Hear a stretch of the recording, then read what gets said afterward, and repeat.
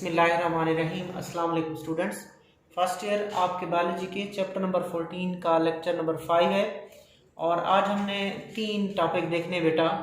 Heart attack, उसके बाद हम देखेंगे स्ट्रोक, उसके बाद हैमरेज और फिर देखेंगे ये जो दिल की बीमारियां होती हैं जिसमें थ्रोम्बस बन सकता है, हाइपरटेंशन हो सकती है, इनसे कैसे बचा जा सकता है, इनसे कैसे हम प्रिवेंशन इख्तियार कर सकते हैं।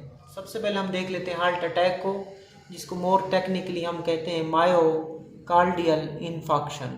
ये जो लफ्ज़ है मायो का मतलब होता है मसल, कार्डियल मतलब कार्डिक मसल, दिल के मसल, इन्फाक्शन कहते हैं टिश्यू की death due to deficiency of oxygen, कि ऑक्सीजन की कमी की वजह से दिल के जो मसल्स होते हैं उनकी मौत को हम मायोकार्डियल इन्फाक्शन कहते हैं, जिसको आम तौर पर हम हार्ट अटैक या दिल का दौरा कहते हैं। Blockage of the blood vessel in the heart, blockage of blood vessel, कि ब्लड वेसल क्या हो जाती है, ब्लॉक हो जाती है। कहाँ पे, इन द हार्ट। किसके जरिए, कौन ब्लॉक करता है उसको, एम्बुलस भी ब्लॉक कर सकता है और थ्रोम्बस भी ब्लॉक कर सकता है। ठीक है, blockage of the blood vessel in the heart किसके जरिए, बाय एम्बुलस और बाय लोकली फॉर्म्ड थ्रोम्बस। ठीक है, कि ब्लड वेसल ब्लॉक हो गई, उसको ब्लॉक एम्बुलस ने किया या थ्रोम्बस ने किया। ठीक है, उससे ये दिल का दौरा हो सकता है। काजेज द, उससे क्या होगा, काजेज द नेक्रोसिस और the damage to the portion of heart muscle, जिसे जो हार्ट मसल्स हैं उसके एक पोर्शन को डैमेज पहुंचेगा या उसकी नेक्रोसिस हो जाएगी। नेक्रोसिस क्या होती है बेटा, tissue death, accidental death of the cells and tissues, cell की या टिश्यूज की एक्सीडेंटल डेथ को क्या बोलते हैं, नेक्रोसिस।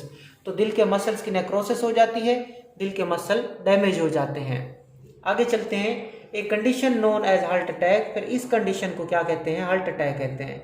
जब दिल के मसल को डैमेज पहुंचे, जब दिल के मसल की डेथ हो जाए तो उसको हम कहते हैं हार्ट अटैक और टेक्निकली मायोकार्डियल इन्फाक्शन कहते हैं। ठीक है, अब heart attack is due to disruption of the control system of the heart. होता क्या है कि हार्ट अटैक में जो दिल का जो कंट्रोल सिस्टम है उसमें डिसरप्शन आ जाती है, उसमें डिस्टरप्शन आ जाती है। ठीक है, उसमें डिस्टर्बेंस आ जाती है, उसमें रुकावट आ जाती है। विद अकम्पनिंग एरिथमियाज, तो दिल के जो कंट्रोल सिस्टम थे उनमें डिसरप्शन आई, जिसके नतीजे में और क्या हो सकता है, एरिथमियाज, दिल का जो रिदम था, दिल एक रिदम के साथ कंट्रैक्ट रिलैक्स कर रहा था, वो किस में कन्वर्ट हो गए, रिदम्स, एरिथमियाज में कन्वर्ट हो गए। कौन सा एरिथमिया ज्यादातर होता है, वेंट्रिकुलर फिब्रिलेशन। ठीक है, जिसमें वेंट्रिकल क्या करते हैं, इस तरीके से कंट्रैक्शन शो करते हैं, this is called ventricular fibrillation. तो ये आपने देखा बेटा, इसमें क्या क्या हुआ मैं आपको डायग्राम से समझा देता हूँ। ये बेटा हार्ट है और एओल्टा जो होता है, एओल्टा के बिल्कुल बेस से 2 आर्टरी निकलती हैं, उनको करोनरी आर्टरीज कहते हैं। वो दिल की ब्लड वेसल्स होती हैं, वो दिल को ऑक्सीजन वाला खून देती हैं। अब उसने कहा कि होता क्या है कि जो ये ब्लड वेसल्स होती हैं करोनरी आर्टरी, उनमें थ्रोम्बस बन सकता है। ठीक है, लोकली तौर पर, यानी कि उधर क्या बनेगा, थ्रोम्बस बनेगा, या दूर से क्या आएगा, दूर से एम्बुलस आएगा। एम्बुलस जो होता है वो भी बेसिकली थ्रोम्बस होता है, लेकिन वो क्या कर सकता है, मूव कर सकता है। कहीं और थ्रोम्बस बना, लेकिन उसने वहां से मूवमेंट शुरू कर दी और वो कहाँ आ गया, दिल की ब्लड वेसल में आ गया, तो वो एम्बुलस है। या अचानक इधर ही थ्रोम्बस बन गया। ठीक है, तो लोकली फॉर्म थ्रोम्बस की वजह से या एम्बुलस की वजह से जो दिल को खून की सप्लाई है वो क्या हो जाती है, इंटरप्ट हो जाती है। जब दिल को खून की सप्लाई इंटरप्ट होती है तो दिल के जो मसल्स होते हैं बेटा, उनको डैमेज पहुंचता है। ठीक है, और उनकी नेक्रोसिस हो जाती है। दिल के मसल की मौत को हम मायोकार्डियल इन्फाक्शन या हार्ट अटैक कहते हैं। उस वक्त होता क्या है, इसमें दिल का जो कंट्रोल सिस्टम होगा वो डिसरप्ट हो जाएगा। ठीक है, जब दिल का कंट्रोल सिस्टम डिसरप्ट हो जाएगा उससे एरिथमियाज जन्म लेंगे, और सबसे ज्यादा जो एरिथमिया होता है वो कौन सी होती है, वेंट्रिकुलर फिब्रिलेशन होती है। अब आगे चलते हैं कि हम किस तरह हार्ट अटैक से बच सकते हैं बेटा। हार्ट अटैक से कैसे प्रिवेंशन मुमकिन है, 3 पॉइंट्स देख लें। Avoid too much fatty food specially rich in cholesterol, maintain normal body wait. तो पहली चीज हम क्या करेंगे, avoid too much fatty food, जो फैटी खुराक है, चिकनाई वाली खुराक है, हम उससे अवॉइड करेंगे। और फैटी फूड्स में ज़्यादातर कौन सी खुराक, specially that is rich in cholesterol, जो कोलेस्ट्रॉल में रिच फूड है उससे हम अवॉइड करेंगे और अपना क्या करेंगे, बॉडी वेट क्या रखेंगे, नॉर्मल रखेंगे। तो इस तरीके से भी हम हार्ट अटैक, मायोकार्डियल इन्फेक्शन से अपने आप को बचा सकते हैं। Control blood pressure by regular walk and exercise, regular walk करके और एक्सरसाइज करके अपने ब्लड प्रेशर को हम क्या करेंगे बच्चों, कंट्रोल करेंगे। डू नॉट स्मोक, सिगरेट नोशी नहीं करनी, तंबाकू नोशी नहीं करनी। सो प्रिवेंशन के 3 पॉइंट हैं, do not smoke, control blood pressure by regular walk and exercise, avoid too much fatty food specially rich in cholesterol, maintain normal body weight. इन चीज़ों पे अमल करके हम हार्ट अटैक को प्रिवेंट कर सकते हैं। आगे चलते हैं, स्ट्रोक की बात करते हैं बेटा। स्ट्रोक आमतौर पर फालेज को कहते हैं, ठीक हो गया। इसमें ब्रेन के मसल की मौत होती है, इसमें जो हमारा ब्रेन है उसके सेल की डेथ होती है। क्यों? क्योंकि इसमें वो ब्लड वेसल मुतासर होगी जो ब्रेन को खून सप्लाई करती है और उसे जो बीमारी होगी उसको हम स्ट्रोक कहते हैं। If normal flow of the blood is blocked by an embolus or by locally formed thrombus in blood vessel in the brain and causes the necrosis or the death of the surrounding neural tissue owing to lack of oxygen, condition is called stroke or cerebral infarction। इसमें भी वही कुछ है बेटा कि इसमें क्या होता है कि दिमाग को खून मिल रहा था, उस दिमाग को जो खून मिल रहा था उसमें क्या हो गया बेटा, उसको डिस्टर्ब किया गया। किसकी वजह से डिस्टर्ब हो सकता है? थ्रोम्बस की वजह से भी हो सकता है, एम्बुलस की वजह से भी हो सकता है। एम्बुलस भी थ्रोम्बस होता है लेकिन मूविंग थ्रोम्बस होता है। So if normal flow of blood is blocked, खून पहले नॉर्मल फ्लो कर रहा था मगर उसी नॉर्मल फ्लो को क्या किया गया, ब्लॉक किया गया। किसने ब्लॉक किया? थ्रोम्बस ने ब्लॉक किया या लोकली फॉर्म थ्रोम्बस, या उधर ही क्या बन गया, अचानक खून जम गया, थ्रोम्बस बन गया। कहाँ पे? In the blood vessel in the brain. Stroke के लिए क्या लफ्ज याद रखना है आपने? ब्रेन। तो फिर क्या होगा? causes the necrosis or the death of the surrounding neural tissue, जिसे जो न्यूरल टिश्यू है, जिसे जो नर्वस टिश्यू है, जिसे ब्रेन का जो टिश्यू है जिसको नर्वस टिश्यूज कहते हैं, उनकी क्या हो जाएगी, उनकी डेथ भी हो सकती है।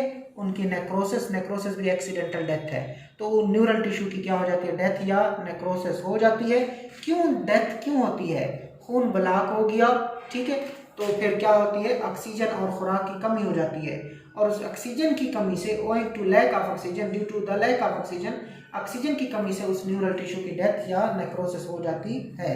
इस कंडीशन को हम क्या कहते हैं बेटा? स्ट्रोक कहते हैं। स्ट्रोक का दूसरा नाम सेरिब्रल इन्फेक्शन है।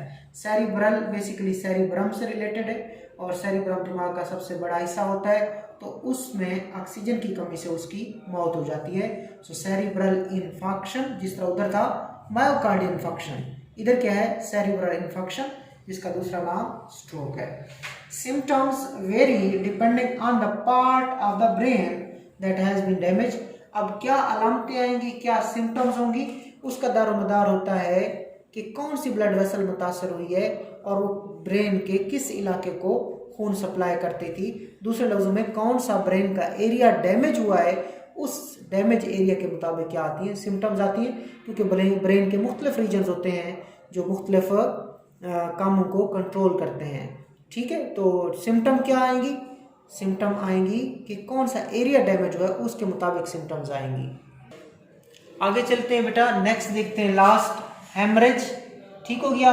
It is the discharge of blood from blood vessel. इसमें क्या होता है, जो ब्लड वेसल होती है उसमें से खून गुजर रहा होता है, अचानक जो ब्लड वेसल होती है वो रप्चर हो जाती है, फट जाती है और वहाँ से खून बाहर निकलने लगता है। ब्लड वेसल से खून का बाहर डिस्चार्ज होना, इसी को हेमरेज कहते हैं। ब्लड वेसल से खून का बाहर निकलना क्या कहलाता है, हेमरेज कहलाता है। So it is the discharge of blood from blood vessel. Blood vessel से ब्लड के डिस्चार्ज को हेमरेज कहते हैं। especially important is the brain hemorrhage, और सबसे ज़्यादा जो हेमरेज है वो ब्रेन हेमरेज है, जिसमें वो ब्लड वेसल जो ब्रेन को खून सप्लाई कर रही होती है उसकी खून की नाली फट जाती है और वहाँ से ब्लड बाहर आता है। सो पहले आपने डेफिनेशन देखी कि discharge of blood from blood vessel, कि ब्लड वेसल से ब्लड का बाहर आना, इसको हेमरेज कहते हैं। और सबसे ज़्यादा हेमरेज किधर होती है, ब्रेन में होती है। which result from bursting of any of the artery supplying the brain। अब ब्रेन हेमरेज कैसे होती है? ब्रेन हेमरेज कैसे होती है?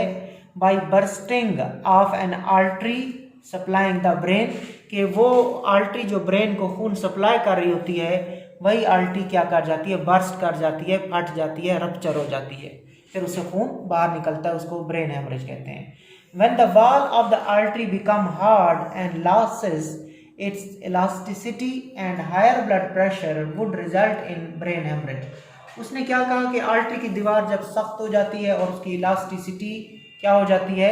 लूज हो जाती है, और ख़ास तौर पर फिर उस बंदे का ब्लड प्रेशर ज़्यादा हो जाए तो उस केस में वो रप्चर कर जाती है। याद रखिएगा, अगर ब्लड वेसल जो है वो हार्ड हो चुकी है, सख्त हो चुकी है और उसकी इलास्टिसिटी लॉस हो चुकी है तो, और उस बंदे का ब्लड प्रेशर भी ज़्यादा है, ठीक है, ये सारी चीज़ें मिलानी है। आर्टरी, ब्लड वेसल अपनी इलास्टिसिटी को लूज कर चुकी है और वो हार्ड भी हो चुकी है और उस बंदे का ब्लड प्रेशर भी ज़्यादा रहता है, तो ये बड़ा डेंजरस होगा और एक दिन आएगा जब वो ब्लड वेसल क्या कर जाएगी? रप्चर कर जाएगी, बर्स्ट हो जाएगी और वहाँ से खून निकलेगा और उसको हो जाएगी brain haemorrhage. To avoid brain haemorrhage the blood pressure must be control between normal limit. लिहाजा इस हाई ब्लड प्रेशर को हमने बचाना है, क्योंकि जैसे जैसे बेटा हमारी एज बढ़ती है ना तो हमारी ब्लड वेसल हार्ड हो जाती हैं और उनकी इलास्टिसिटी खत्म हो जाती है, कम हो जाती है। इसलिए हमने फिर करना क्या है? हमने ब्रेन हेमरेज से बचने के लिए अपने ब्लड प्रेशर को कंट्रोल करना है। ब्लड प्रेशर कैसे कंट्रोल होगा?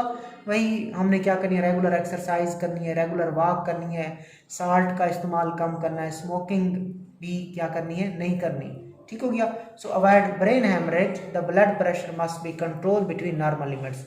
आगे चलते हैं प्रिवेंटिव मेजर। ये जितनी भी आपने बीमारियां पढ़ी, इसमें सबसे पहले बेटा आपने हाइपर टेंशन पढ़ी, फिर थ्रोम्बस फॉर्मेशन पढ़ी, फिर मायोकार्डियल इन्फेक्शन पढ़ी, फिर स्ट्रोक पढ़ा, फिर हेमरेज पढ़ा।